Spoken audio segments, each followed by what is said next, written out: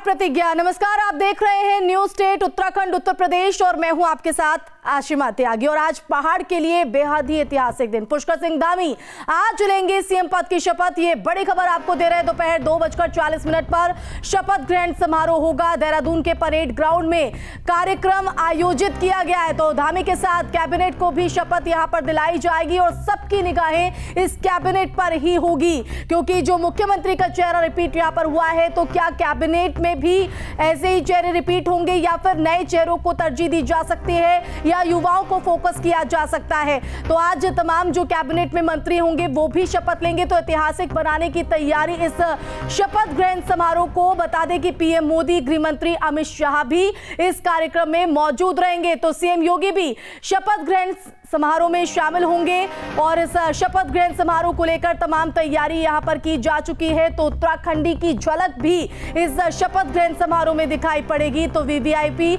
Movement भी आज यहां पर रहने वाला है और इसको लेकर पूरी तरीके से प्रशासन भी मुस्तैद नजर आ रहा है। तो पुष्कर सिंह धामी आज एक बार फिर मुख्यमंत्री के तौर पर शपथ लेंगे। वो 12वें ऐसे मुख्यमंत्री होंगे जो पहाड़ की कमान संभालते आएंगे। और सबसे बड़ी बात यहां कि तमाम इतिहास बीजेपी ने यहां दर्ज किया है।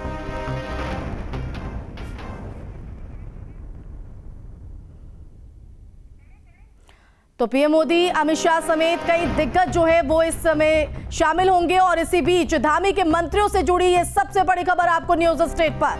तो धामी के साथ 8 मंत्री लेंगे शपथ। सूत्रों के हवाले से ये बड़ी जानकारी न्यूज स्टेट पर आपको दे रहे हैं। 8 मंत्रियों के नाम तय किए गए हैं। तो आज धामी सीएम पद की शपथ लेंगे। तो ये तस्वीरें आप देख रहे हैं किस तरह से यहां पर बड़े बड़े बैनर, जिसमें प्रधानमंत्री नरेंद्र मोदी, गृह मंत्री अमित शाह, पुष्कर सिंह धामी नजर आ रहे हैं। तो किस तरह की भव्य तैयारी यहां पर की गई है वो आप अपने तस्वीरों के जरिए देख सकते हैं। तो तमाम जो दिग्गज हैं उनके चेहरे, बड़े बड़े जो बैनर है वो लगाए गए हैं।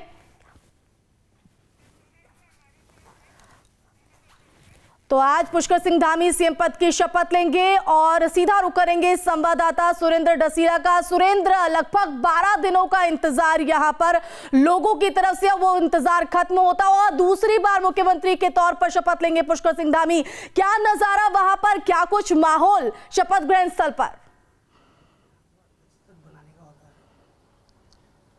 देखिए, बिल्कुल आशिमा, ये बात कल चल रही थी कि 8 मंत्री शपथ लेंगे, लेकिन बताया जा रहा है कि देर रात में और चर्चा हुई है और पूरी कैबिनेट को शपथ एक साथ कराने की बात चल रही है। यानी पूरे 11 लोगों को शपथ एक साथ कराई जाएगी। 2017 में जब त्रिवेंद्र थे तब भी 2 मंत्री पद छोड़ दिए गए थे, लेकिन बाद में ये दिक्कत हुई कि आप कैसे बैलेंस करेंगे और बड़ा लंबा समय लगा तीरथ सिंह रावत के आने के बाद वो पद भरे जा सके। तो इसलिए ये कहा जा रहा है कि आज लगभग सभी मंत्री सीएम के साथ शपथ लेंगे। मेरे साथ चंदन रामदास जी हैं।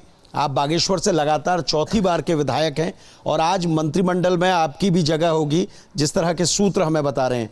चंदन रामदास जी, अभी तक कोई ऑफिशियल कॉल, कोई सूचना आई हो? धन्यवाद भाई साहब। अभी तक तो कोई ऑफिशियल सूचना नहीं है और ऊपर वाले की कृपा होगी, संगठन की कृपा होगी तो सूचना आएगी। आप लगातार चौथी बार के विधायक हैं। पिछले बार भी हम लोग आपको प्रबल दावेदार मान रहे थे, लेकिन यशपाल जी थे और महिला कोटा भी था, तमाम चीज़ें थी। इस बार आपको लगता है वो सारे हर्डल्स हट चुके हैं, इस बार दिक्कत नहीं होगी? पिछले बार कुछ इस तरह का निर्णय हुआ था और चूँकि राष्ट्रीय नेतृत्व का निर्णय था और एक पार्टी का अनुशासित सिपाही होने के नाते हमने उसको अपनाया। और इस बार कोई ऐसा मानक नहीं है। बागेश्वर हमारा 2007 से मंत्रिमंडल से वंचित जिला है और दोनों सीटें बागेश्वर जनपद की भारतीय जनता पार्टी अच्छे मतों से जीती है। और मुझे इस बार उम्मीद है कि अपना शीर्ष नेतृत्व ऐसा मौका हमको देगा। जी सर, आप लोगों के पास क्या सूचना है? क्या 11 मंत्री पूरे शपथ लेंगे या एक आध पद अभी रिक्त रखे जा सकते हैं? नहीं, ऐसी कोई सूचना भी नहीं है अधिकारित। जी, मतलब आपको ये लगता है कि संभावना पूरी कैबिनेट की एक साथ? कैबिनेट की संभावना है, पूरी कैबिनेट की। पुष्कर धामी जी को दोबारा कमान दी गई है, कितना मजबूत अब 5 सालों के लिए आप मान के चल रहे हैं? क्योंकि हम लोग सदन में भी देखते थे, आप लोग बड़ी प्रमुखता से बातों को उठाते थे, भले ही कई बार मंत्रियों को घेरने की बात क्यों ना हो। अब आपको लगता है कि एक युवा नेतृत्व में आप लोग पूरे दमखम के साथ विकास कार्य कर पाएंगे? देखिए, मोदी जी और धामी जी के नेतृत्व में उत्तराखंड में सशक्त सरकार बनी है और लोगों की जनभावना थी कि धामी जी पुनः मुख्यमंत्री बने और राष्ट्रीय नेतृत्व ने बहुत ही जन भावना के अनुरूप ये काम किया है। और मुझे लगता है कि 6 महीने के अंदर जो उन्होंने घोषणाएं करी, निर्णय करा, लोगों में एक बहुत अच्छा संदेश भी गया और अब पूरा करने का जो उनका समय है ये आ गया है। राष्ट्रीय नेतृत्व ने उनको पुनः कमान सौंपी है और जनता ने जो हमको मैंडेट दिया है, बहुत अच्छा मैंडेट दिया है, 47 सीटें दी है, तो उस विश्वास को पूरा करने का समय आया है। और मुझे उम्मीद है कि धामी जी के नेतृत्व में जो नई सरकार बनेगी, सब लोग निष्ठा से, ईमानदारी से अपने उत्तराखंड के शहीदों को, सपनों को साकार करते हुए, जनता की भावनाओं का आदर करते हुए काम करेंगे। चंदन जी, एक सवाल मैं ये पूछूंगा, हालांकि आप अब तक इस सवाल से बचते रहे हैं, और अपने इस बार की जो कैबिनेट है ये क्या पुराने नेता भी रिपीट हो रहे हैं या पूरी नई कैबिनेट, नई टीम धामी जी की दिखाई देगी? अब ये तो मुख्यमंत्री और नेतृत्व का ये है, मगर मुझे उम्मीद है कि इस बार कुछ नया होगा। और चूँकि युवा नेतृत्व है तो कुछ युवाओं को भी उसमें जगह मिलेगी, कुछ अच्छे वरिष्ठों को भी जगह मिलेगी, और ये इसका समन्वय बना के ही मुझे लगता है अच्छा होगा। आशिमा, चंदन रामदास जी बहुत वरिष्ठ विधायक हैं, लगातार 4थी बार जीते हैं। जब कांग्रेस की सरकार थी तब भी आप जीत के आए हैं, और आप लोग जानते हैं कि कितनी बातें मीडिया में कहनी है, लेकिन जो इशारा वो कर रहे हैं कि इस बार नौजवानों का प्रतिनिधित्व मिलेगा, तो वो ऐसा लगता भी है। क्योंकि रितु खंडूडी अगर देख लें तो महिला मोर्चा की प्रदेश अध्यक्ष हैं और बहुत मजबूती के साथ महिलाओं की बात को रखती हुई वो नज़र आई हैं। सदन में भी कई बार हमने उनको अपनी बात रखते हुए देखा है। सौरभ बहुगुणा जो पूर्व मुख्यमंत्री विजय बहुगुणा के बेटे हैं, उनकी भी बात चल रही है कि उधम सिंह नगर जनपद से दूसरे मंत्री के तौर पे वो हो सकते हैं। और इसके साथ ही अगर बात करूं तो प्रीतम पवार जो निर्दलीय के तौर पे भी जीत के आए थे, तब वो हरीश रावत सरकार में मंत्री बने थे, फिर बीजेपी में इस बार शामिल हुए थे चुनाव से पहले, उनको भी बताया जा रहा है कि मंत्री बनाया जा सकता है। और विनोद कंडारी जो भाजपा यूथ मोर्चा के पहले अध्यक्ष रह चुके हैं, 2017 में चुनाव जीते और आप दोबारा चुनाव जीते हैं, तो आप ये समझिए ये तमाम ऐसे नाम हैं जो युवाओं की लिस्ट में शामिल हैं। और अगर कैबिनेट में इतना बड़ा फेरबदल हो रहा है तो यकीनन ये कैबिनेट देखने लायक होगी, क्योंकि युवाओं का प्रतिनिधित्व 50% तक अगर होता है तो राज्य के लिए बेहतर होगा। बिल्कुल। और यहाँ पर सुरेंद्र, जिस तरह से देखा जाए, जो सूत्रों के हवाले से जानकारी अभी न्यूज स्टेट पर मिल रही है कि 8 मंत्री ऐसे होंगे जो पुष्कर सिंह धामी के साथ शपथ लेते नजर यहाँ पर आएंगे। ऐसे में अगर चंदन रामदास जी की बात करें तो उनके पास क्या कुछ अभी इसको लेकर जानकारी है, इन 8 मंत्रियों को लेकर, और साथ ही वो क्या उम्मीद जता रहे हैं?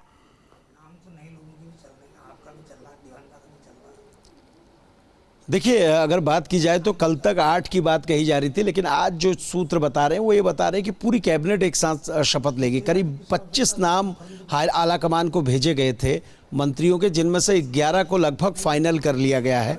ऑफिशियल कॉल अभी नहीं पहुंचे हैं, लेकिन हो सकता है कि अगले आधे 1 घंटे में इन सभी को ऑफिशियल कॉल चला जाए। पिछली बार अगर बात करूं तो संगठन महामंत्री ने खुद सभी को कॉल किया था और कहा था कि आपको शपथ ग्रहण कार्यक्रम में पहुंचना है। इस बार भी कुछ इसी तरह की कार्रवाई रहेगी और तमाम लोगों को सूचित किया जाएगा कि वो शपथ ग्रहण के लिए पहुंचे। लेकिन एक बात ये साफ है कि जो 11 मंत्री शपथ लेंगे आज मुख्यमंत्री के साथ, उनमें बदले हुए चेहरे जरूर नजर आएंगे, क्योंकि कई सारे ऐसे नेता हैं जिनको 70 साल के क्राइटेरिया में भी लाया जा रहा है। कुछ नेता ऐसे हो सकते हैं जो पार्टी के वरिष्ठ नेता हैं, उनको अगर मंत्री ना बनाया जाए तो उनको फिर हो सकता है स्पीकर या डिप्टी स्पीकर की भूमिका में लाया जाए। बिल्कुल, और यही ये बातें भी लगातार चल रही हैं। भी कीजिएगा, क्योंकि जो ये फेरबदल की बात सामने आ रही है, क्योंकि अगर देखा जाए तो कुछ ऐसे नेता हैं, चाहे वो उसमें यशपाल आर्य की बात हो, अरक सिंह रावत की बात हो, ऐसे नेता हैं जो दल बदल कर दूसरे दल में चले गए हैं। तो वहीं दूसरे अगर बात करें तो पुराने मंत्रियों की नई भूमिकाएं भी, तो क्या एक बड़ा कारण इसको भी माना जा सकता है कैबिनेट में इस फेरबदल को लेकर?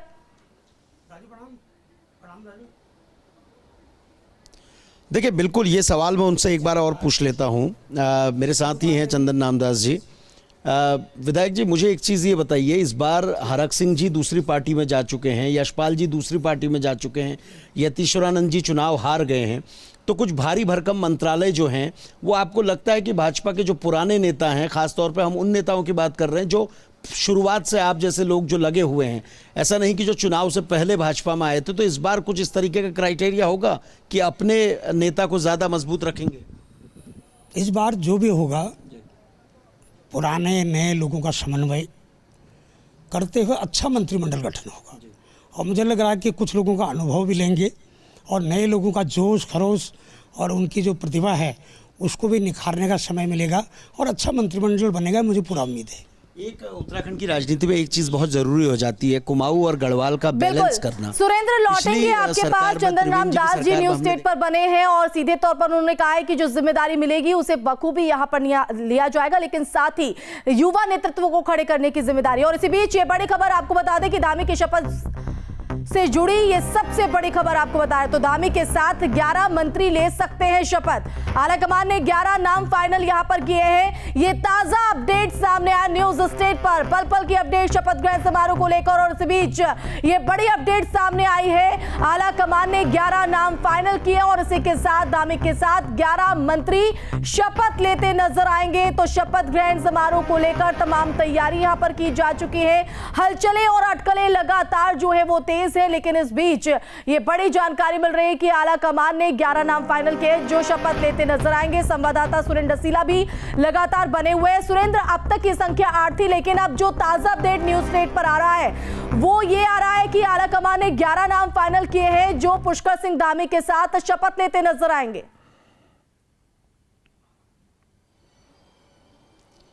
देखिए, बिल्कुल कल तक ये बात चल रही थी कि 8 मंत्री ही शपथ लेंगे, लेकिन देर रात तक ये बात हुई है कि पूरे 11 मंत्रियों को शपथ कराइए जिससे पूरी कैबिनेट अपने स्वरूप में आ सके।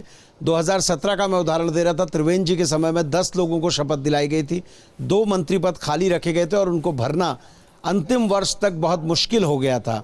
और बाद में प्रकाश पंत की मृत्यु के बाद वो 3 सीटें हो गई थी और इससे दिक्कतें पार्टी को बहुत ज़्यादा आई। विपक्ष लगातार हमले करता रहा कि 57 के मैंडेट के बाद ऐसी मजबूरियां क्या हैं कि वो मंत्री पद भरे नहीं जा सकें।